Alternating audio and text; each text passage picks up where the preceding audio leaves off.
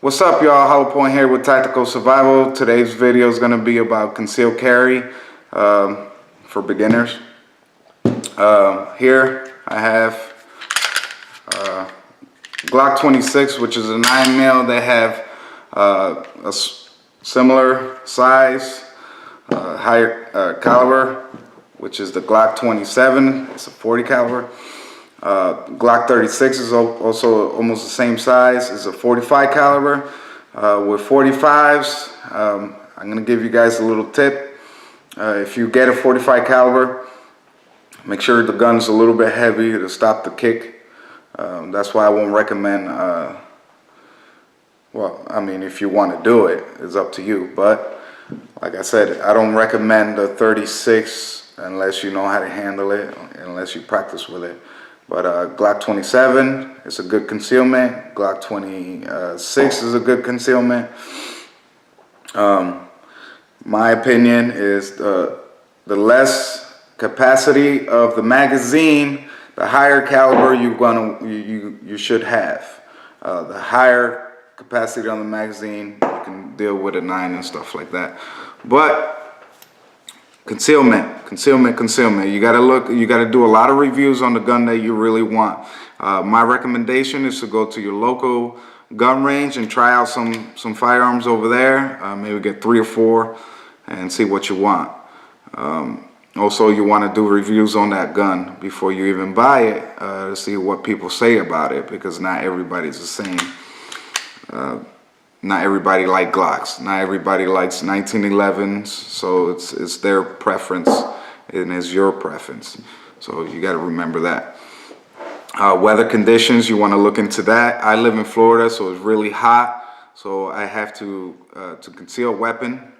I don't wear baggy jeans or like really baggy jeans or baggy shirts and stuff like that. So I do carry a smaller, I carry the 26.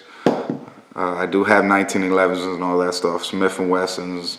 But my point is if it's gonna be difficult for you to conceal it, unless you live in a state where you can open carry, then I recommend you to get a smaller weapon, not smaller caliber. The smallest I will ever go is probably a 9. So you wanna keep in mind on those weather conditions. If you live in up north where it snows a lot and all that, and you're always wearing a big coat and all that stuff, then you know anything goes over there. And my opinion is the colder, the better that gun is going to shoot. That's my opinion. I've been shooting for a very long time. When it's cold out, I have better accuracy because the barrel tends to get hot from time to time, and when you live in 80, 90, and sometimes 100 degrees, that barrel's gonna get hot really fast. And then you start getting misfeeds and stuff like that, double feed and all that stuff. So, or misfire, sorry, double feed, misfires. So you wanna look into that. Like I said, do a lot of research on the type of weapon. There's no weapons that I say to have for you to get. I mean, it's what you feel comfortable. I mean, the best weapon is the weapon you have in your hip. That's the way I tell everybody, because in a bad situation where your life is depending on, you know, I'd rather have a gun with 2 bullets than none. You know, that's the way I see it. But even a 22, you know, I'm not a 22 fan. 22s for me are just for fun. I'm not trying to rag on 22s and stuff like that, but I do 22s and 380s are backup weapons. That's my opinion. You guys couldn't hate on that, but that's my opinion. So just do a lot of research, especially if you're a first-time shooter. Go to your local gun range and try some guns out. See where you feel comfortable, what fits you best, and also see where can you conceal it. You know, I don't recommend people to conceal it all the way in the back, you know, because if I even see a piece of it, and I'm a bad guy, and I'm like, okay, well, I know he got a gun, and it's easy to access. It's a lot harder to reach around than just your hip, and just you still have your eye on that person, you know, and practice that a lot. Also, if you go for your if you don't have your concealed weapons permit, I recommend you do this specifically because I done it, especially if you're first time carrying. What you do is buy your weapon, and when you buy your weapon, you gotta wait 72 hours, which is 3 days. You could take the class, or you could take the class and then send everything out while you're waiting. You buy your gun, and then wait those 3 days, get your gun, and carry it in your home at all times. Every time you're in your house, you go grab your gun and carry it on you so you feel comfortable. By the time your permit comes in, you're already comfortable on carrying your firearm. So you want to look into that, or try that out, because I know when I did it the opposite way. So I got my license, you know, I had a gun, I didn't carry it.